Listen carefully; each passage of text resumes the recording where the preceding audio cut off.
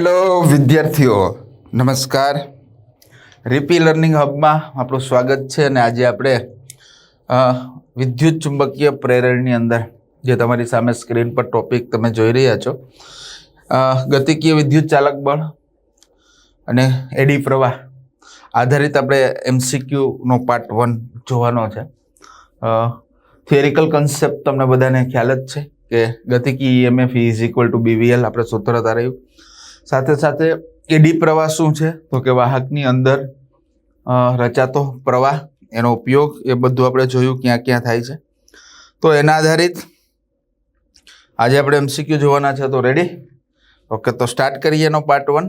તમારી સામે પહેલો ક્વેશ્ચન તમે જોઈ શકો છો શું છે, આપણે એને રીડ કરીએ। પહેલા કોઈ પણ ક્વેશ્ચનને વિદ્યાર્થી મિત્રો રીડ કરવાનો। જી નીટની એક્ઝામની અંદર જ્યારે ક્વેશ્ચન પેપર તમારી સાથે હોય ત્યારે પહેલા ક્વેશ્ચનને રીડ કરવાનો એ હેબિટ તમારી પહેલેથી હોવી જોઈએ। આપણે રીડ કરીએ। નીચેનામાંથી કઈ રીતે ગુજરાત સાથે સંકળાયેલા ફ્લક્સમાં ફેરફાર ન થાય? અહીંયા જો એવું સ્પષ્ટ કર્યું છે કે ફેરફાર ના થાય। આપણે પેન લઈ લઈએ। રેડી? ફેરફાર ન થાય એવું કીધું છે, જોઈ લો।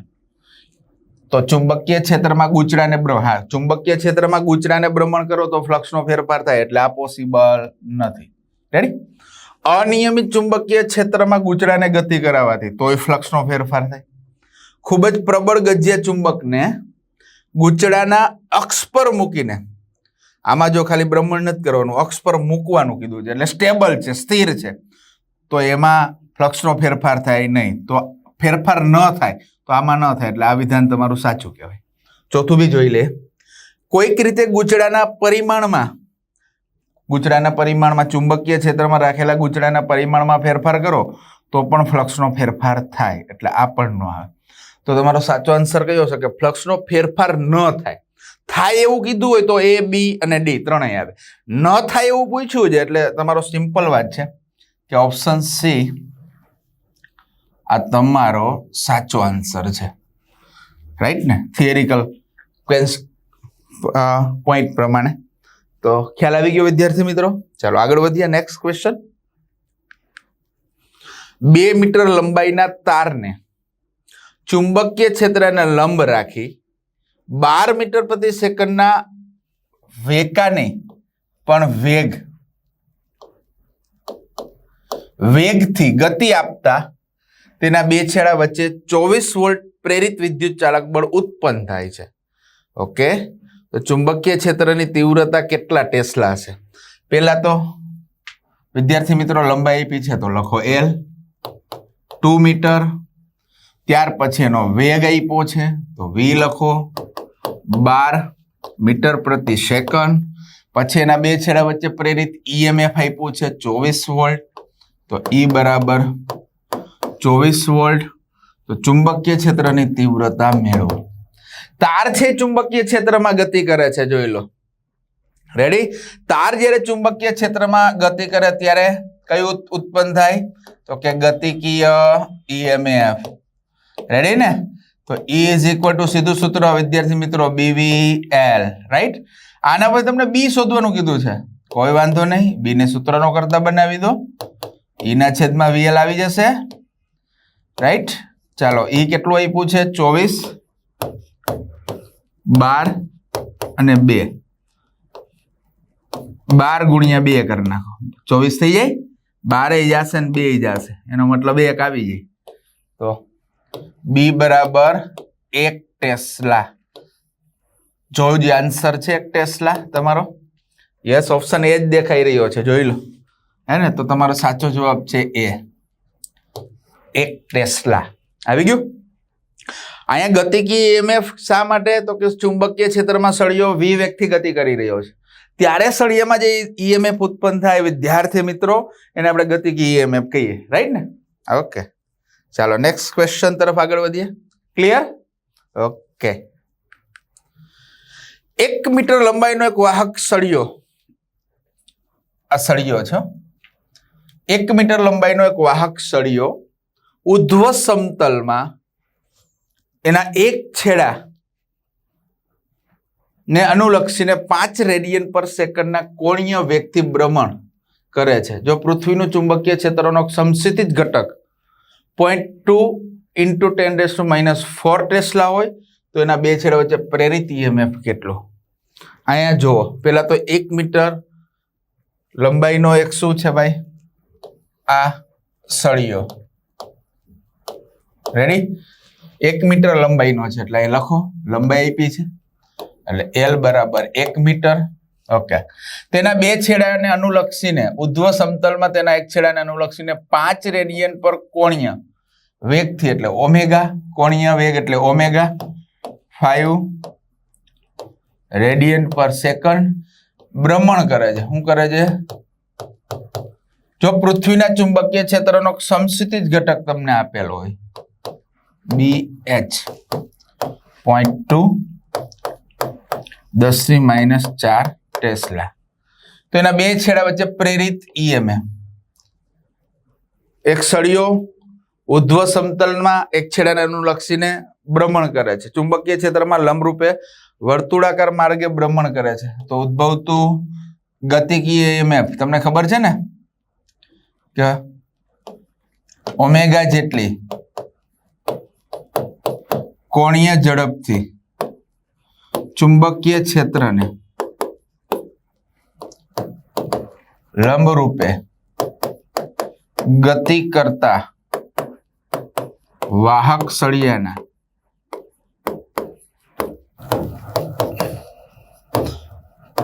અને છેડા વચ્ચે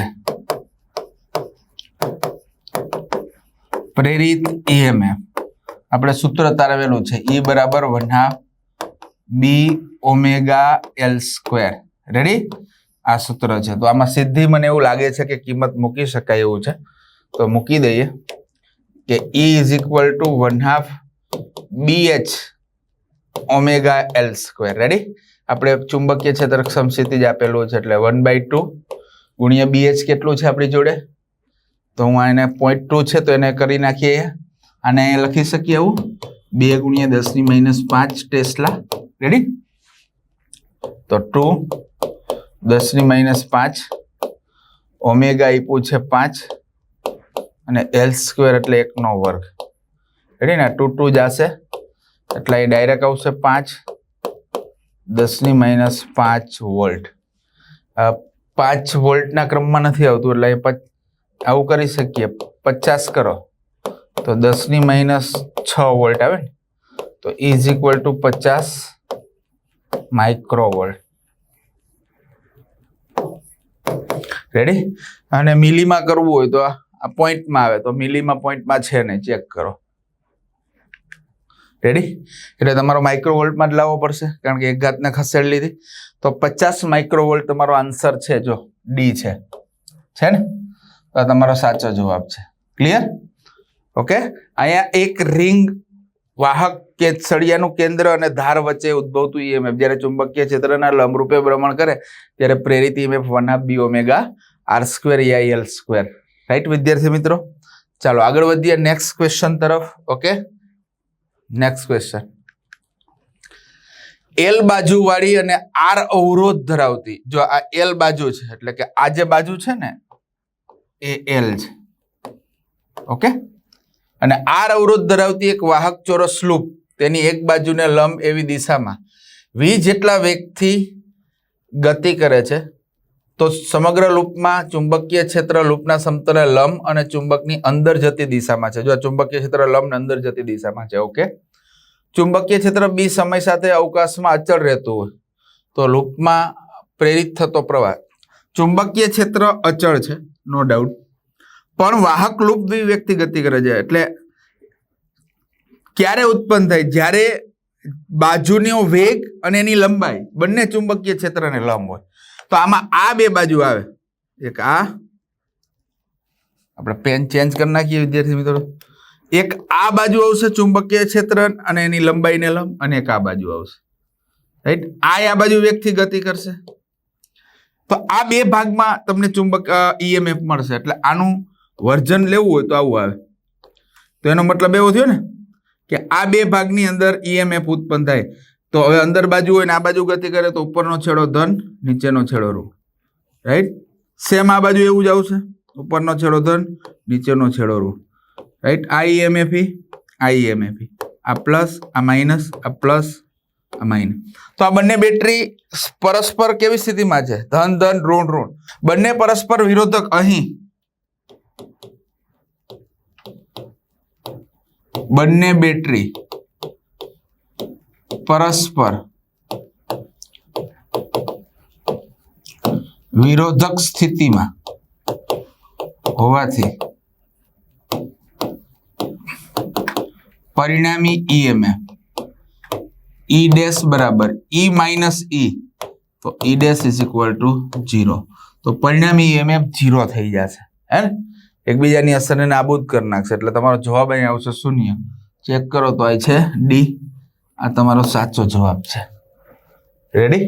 આવી ગયું? કારણ કે બંનેની અંદર આ બે ભાગમાં જ EMF ઉત્પન્ન થાય.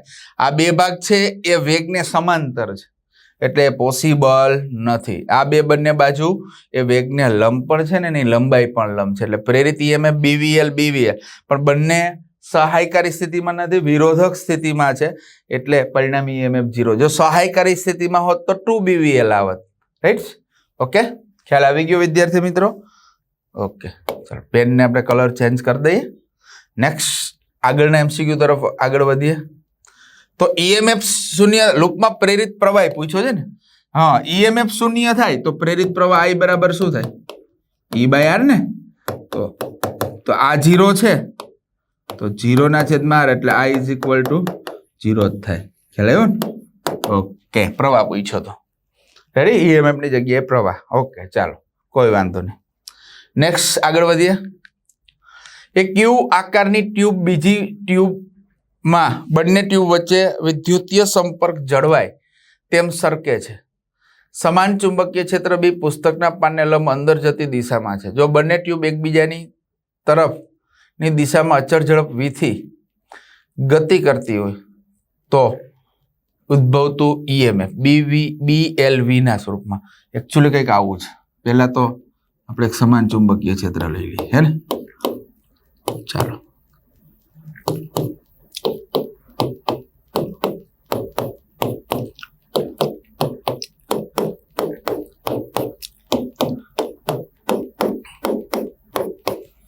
વિદ્યુતીય સંપર્ક જળવાય એ રીતની આપણે ટ્યુબ લઈએ.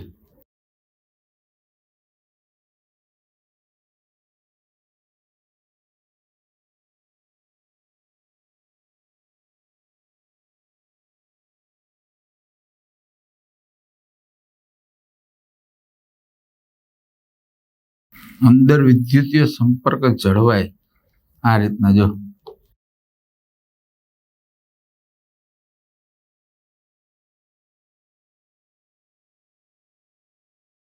આ છેડો આ બાજુ V વેગથી ગતિ કરે છે, આ છેડો આ બાજુ. આ ટ્યુબ અંદર સરકે છે. આ ટ્યુબની અંદર આ ટ્યુબ સરકે છે. વિદ્યાર્થી મિત્રો ધ્યાન આપજો. આ બંને, એટલે એનો મતલબ આ બે ભાગમાં EMF ઉત્પન્ન થશે. એક આ ભાગમાં ઉત્પન્ન થશે EMF અને એક આ ભાગમાં થશે, હે ને? પણ બંનેના વેગ વિરોધ દિશામાં છે. એટલે પરિણામી EMF હવે તમને અહીંયા જ ખબર પડી ગઈ ને? E બરાબર E1 પ્લસ E2. કારણ કે આનો આ છે, આ બાજુ સરખા એ ધન હશે તો આનો આ ઋણ હશે. એટલે બંને બેટરી સહાયકારી સ્થિતિમાં આવશે. આના વેગ ઉલટી દિશામાં છે, એટલે તો E બરાબર થશે BVL પ્લસ BVL. એટલે E બરાબર થશે 2 BVL. શું આવશે? સિમ્પલ વાત છે. બંનેના વેગ પરસ્પર વિરોધક સ્થિતિમાં છે, એટલે જવાબ આવશે તમારો 2 BVL. ક્લિયર? આ બે બાજુ તો પોસિબલ નથી, આ જવાબ આવશે 2 BVL. ઓકે, વિરોધક સ્થિતિમાં નહીં આવે પણ સહાયકારી સ્થિતિમાં આવશે. તમને ચુંબકીય ક્ષેત્ર સમાન છે પણ બંનેના વેગ પરસ્પર વિરોધ છે. એટલે આ બેટરી, આ સળિયો આ વિભાગ બેટરી તરીકે વર્તે તો ઉપરનો ઋણ હોય, નીચેનો ધન હોય, તો અહીંયા ઉપરનો ધન અને નીચેનો ઋણ. રેડી? એટલે સરવાળો થશે 2 BVL. ક્લિયર? ઓકે, ચાલો આગળ વધીએ. નેક્સ્ટ આકૃતિમાં દર્શાવ્યા મુજબ 1 મીટર લંબાઈના સરકી શકે તેવા વાહક સળિયો, આ વચ્ચે જો મિડલમાં 1 મીટર લંબાઈનો એક વાહક સળિયો છે. આ સળિયાની લંબાઈ છે, હે ને? એવા વાહક સળિયા ધરાવતા લંબચોરસ વાહક લૂપના સમતલના લંબ એવા 3 ટેસ્લાના ચુંબકીય ક્ષેત્રમાં મૂકેલું છે. ઓકે, વાહક સળિયાનો અવરોધ 4 ઓહ્મ છે. Very good. વાહક સળિયાના લૂપમાં આકૃતિમાં દર્શાવ્યા મુજબ 4 ઓહ્મના 2 અવરોધ જોડેલા છે, તો વાહક સળિયાને 1 મીટર પ્રતિ સેકન્ડના અચળ વેગથી ગતિ કરાવવો હોય તો જરૂરી બાહ્ય બળ કેટલું હોય? પહેલા તો સળિયાની લંબાઈ આપી છે એટલે L 1 મીટર. ચાલો ઓકે. પછી કીધું છે ચુંબકીય ક્ષેત્ર 3 ટેસ્લા. સળિયાનો અવરોધ ઇન્ટરનલ અવરોધ આપ્યો છે 4 ઓહ્મ, રાઈટ. R બરાબર 4 ઓહ્મ ઇન્ટરનલ અવરોધ. લૂપનો અવરોધ 4 ઓહ્મના 2 અવરોધ આપ્યો છે, વાંધો નહીં લખી દઉં. સળિયાનો વેગ આપ્યો છે v 1 મીટર પ્રતિ સેકન્ડ. તો જરૂરી બાહ્ય બળ, ભાઈ સળિયાને ગતિ કરાવવો હોય તો જેટલું ચુંબકીય બળ દ્વારા લાગે એટલું જ બળ તમારે આ બાજુથી આમ લગાડવું પડે. F રેડી ને? F is equal two ILB. તો પહેલા તો આપણે આ વાહક સળિયાનું EMF મેળવો, એના ઉપરથી એનો અવરોધ આપેલો છે તો પ્રવાહ મેળવો, એટલે સળિયાનું EMF મળી જાય. તો પહેલા તો સળિયામાં પ્રેરિત EMF, સળિયામાં પ્રેરિત EMF ભાઈ E is equal two v વેગથી ગતિ કરે છે એટલે BVL. ચાલો EMF આવી ગયો, એના ઉપરથી પ્રેરિત પ્રવાહ, સળિયામાં પ્રેરિત સળિયાનો અવરોધ EMF તો આવી ગયું ને, તો EMF આવી ગયું તો સળિયામાં પ્રેરિત પ્રવાહ I બરાબર E બાય R. સળિયાનો અવરોધ R છે, ઇન્ટરનલ અવરોધ હે ને, તો E બાય R. તો E બરાબર BVL ના છેદમાં R. Ready? B 3 V 1 L 1 4 3/4 ampere. ચાલો આને હમણાં રાખો. આવી ગયો. હવે આ સળિયો બેટરી બની ગઈ.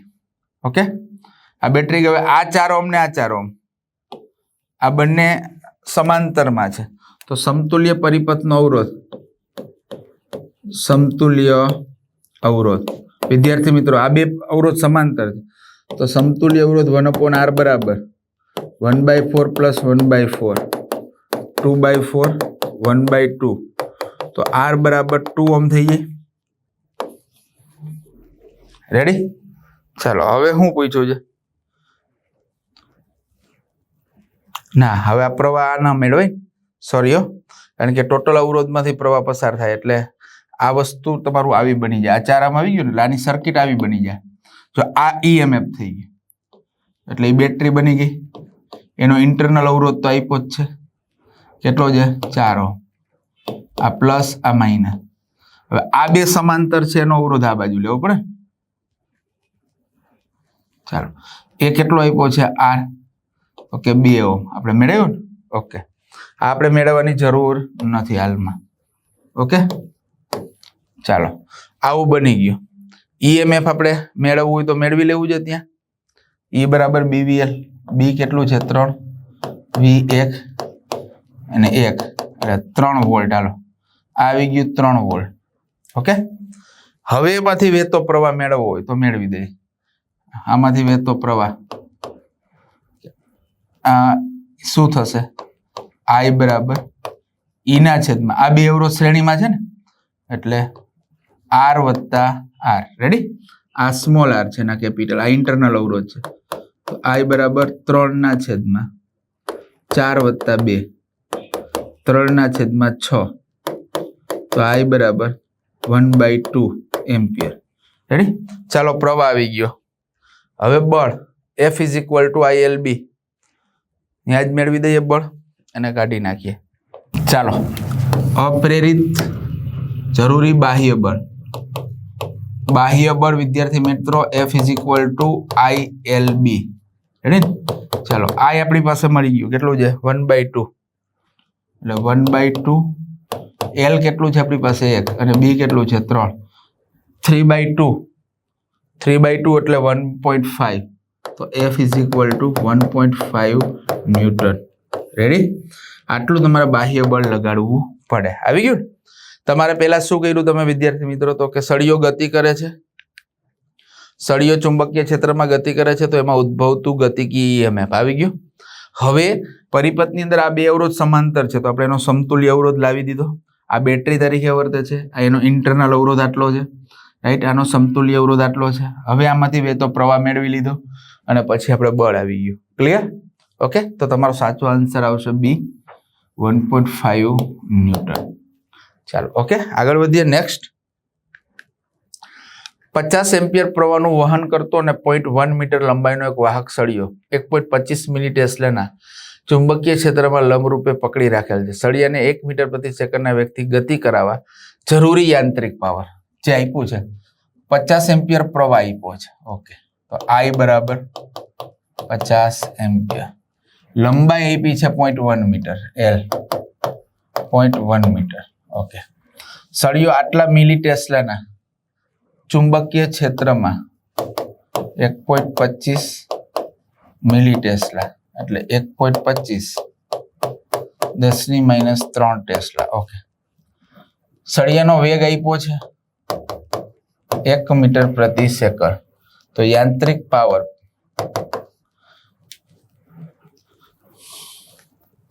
લંબરૂપે પકડી રાખીને સળિયો ચુંબકીય ક્ષેત્રમાં ગતિ કરે છે. તો પેલા તો ગતિકી EMF. જ્યારે વિદ્યાર્થી મિત્રો સળિયો ચુંબકીય ક્ષેત્રમાં ગતિ કરતો હોય ત્યારે ઉદ્ભવતું EMF ગતિકી EMF કેટલું? તો કે BVL. ઓકે, ચાલો, આ EMF આવી ગયું. હવે પ્રેરિત થતો પ્રવાહ, યાંત્રિક પાવર, પ્રેરિત યાંત્રિક પાવર એટલે કે આપવો પડતો યાંત્રિક પાવર, પ્રેરિત ને આપવો પડતો,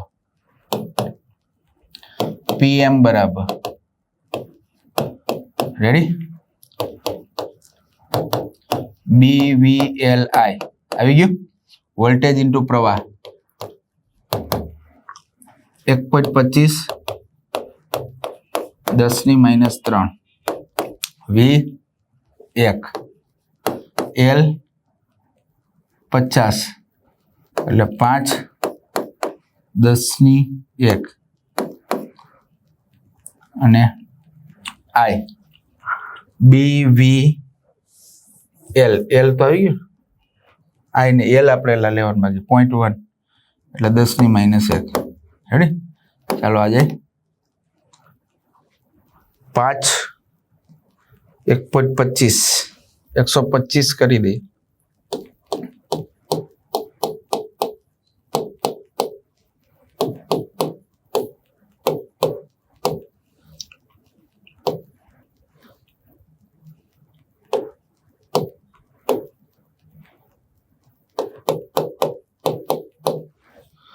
$625 10⁻⁵ 6.25 થઈ જશે ને. આ કેલ્ક્યુલેશન કરશો 5 × 1.5 તો PM બરાબર 6.25 10⁻³ વોટ. તો PM બરાબર 6.25 મિલીવોટ. રેડી? ચાલો, છે જવાબ આવો 6.25 મિલીવોલ્ટ. યસ છે ને, જો 6.25 મિલીવોટ છે. ચાલો, ક્લિયર? ઓકે, આગળ વધીએ. નેક્સ્ટ, એક બોટ પૂર્વ તરફ ગતિ કરે છે જ્યાં પૃથ્વીનું ચુંબકીય ક્ષેત્ર 5 × 10⁻⁵ newton ampere inverse metre inverse સમસ્થિતિ સાથે ઉત્તર તરફ છે. બોટ 2 મીટર લંબાઈનું શિરોલંબ એરિયલના તારમાં, બોટની અંદર 2 મીટર લંબાઈનું એરિયલ છે, એના તારમાં ઉદ્ભવતું EMF. બોટ ગતિ કરે છે ચુંબકીય ક્ષેત્રમાં, એટલે ચુંબકીય ક્ષેત્ર તમને અહીંયા આપેલું છે. હું આને ટેસ્લા લઈ લઈશ. તો B બરાબર 5 10⁻⁵ ટેસ્લા. હાલો, આને ટેસ્લા ગણી શકાય, ન્યૂટન પર એમ્પિયર ઇન્ટુ મીટર. બોટની લંબાઈ, એરિયલની લંબાઈ આપેલી છે 2 મીટર. ઓકે, તો એમાં ઉદ્ભવતું EMF અહીંયા મિસિંગ છે.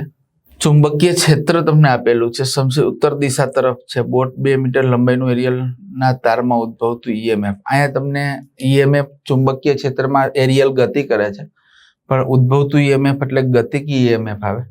પણ ગતિકી EMFમાં તમને વેગ આપ્યો નથી, તો આપણે વેગ શું લેશું?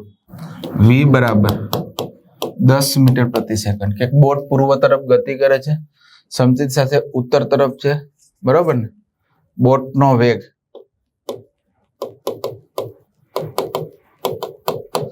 10 મીટર પ્રતિ સેકન્ડ છે, એવું આપણે લઈ લઈએ. ચાલો, 10 મીટર પ્રતિ સેકન્ડ છે તો ઉદ્ભવતું ઈએમએફ, એરિયલ ગતિ કરે છે તો ઉદ્ભવતું ઈએમએફ ઈ બરાબર શું થશે બોલો? બીવીએલ.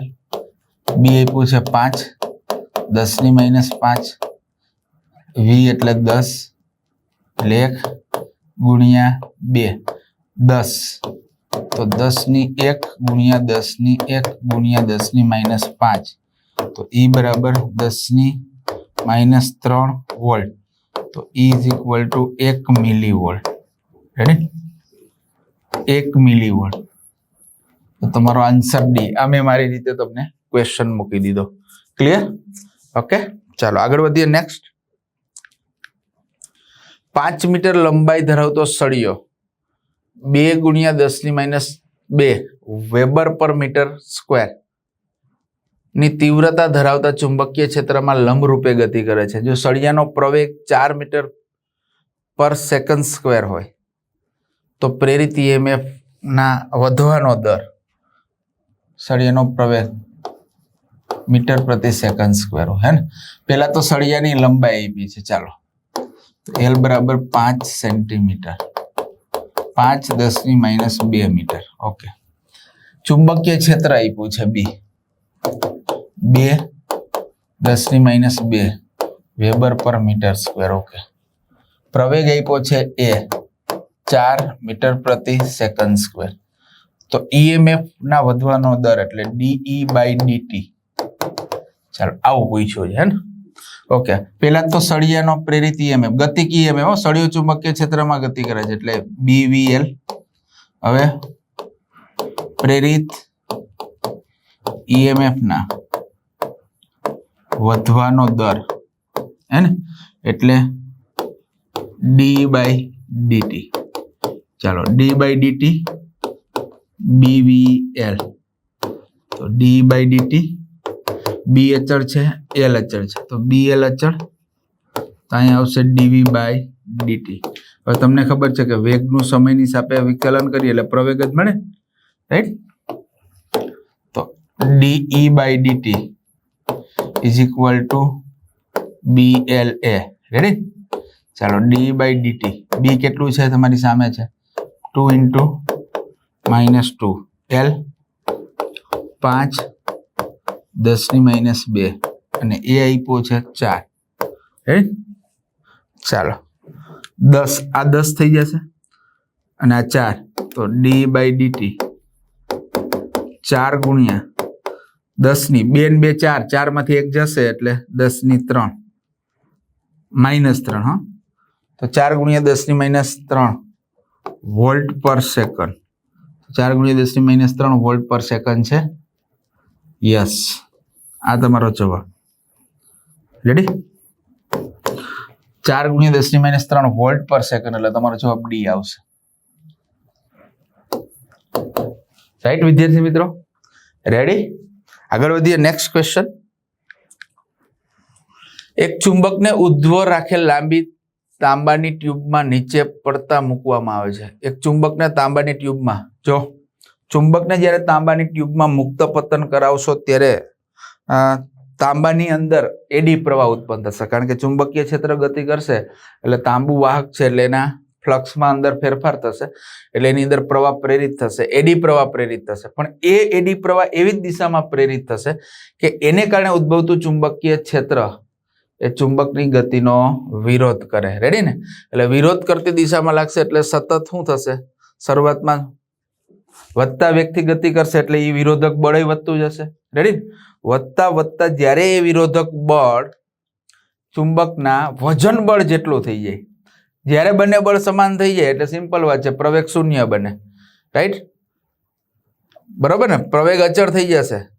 ઓકે, તો એવું કહે છે ચુંબક સતત વધતા જતા વેગથી ગતિ કરશે ને છેવટે અચળ વેગ પ્રાપ્ત કરશે. આવી શકે, કારણ ગતિ કરશે એટલે એડી પ્રવાહ રચાશે, એડી પ્રવાહને કારણે વિરોધક બળ ઉત્પન્ન થશે. મુક્ત પતન કરે છે એટલે વેગ વધતો જશે એટલે બળ વધતું જશે. વધતા એ બળ એના વજન જેટલું થશે ત્યારે બેલેન્સિંગ થઈ ગયું બળનું, ત્યારે પ્રવેગ શૂન્ય થશે અને વેગ અચળ થઈ જશે. તો જવાબ શું આવશે? ચુંબક સતત વધતા જતા વેગથી ગતિ કરશે અને છેવટે અચળ. બરોબર છે, આવી શકે. તો તમારો જવાબ એ સાચો આન્સર છે. Okay, A is right answer. Complete. ચાલો આગળ વધીએ. નીચેનામાંથી કયું એડી પ્રવાહની વ્યવહારિક ઉપયોગિતા દર્શાવતું નથી? મીન્સ કે આમાંથી કઈમાં એડી પ્રવાહનો ઉપયોગ નથી થતો? ઇન્ડક્શન ભઠ્ઠીમાં થાય, વાહનોના સ્પીડોમીટરમાં એડી પ્રવાહનો ઉપયોગ થાય, ઇલેક્ટ્રિક પાવર મીટરમાં થાય, એક્સરે ક્રિસ્ટલોગ્રાફીમાં ના થાય. રાઈટ ને? તો તમારો સાચો જવાબ આવશે ડી, કે જેની અંદર એડી પ્રવાહનો ઉપયોગ થતો નથી. ક્લિયર વિદ્યાર્થી મિત્રો? આ સાથે આ સેશનને આપણે પૂરો કરીએ છીએ. ફરી પાછા નવા સેશન સાથે મળીશું. ત્યાં સુધીનું વિદાય લઉં છું. જય હિન્દ, જય ભારત. Thank you.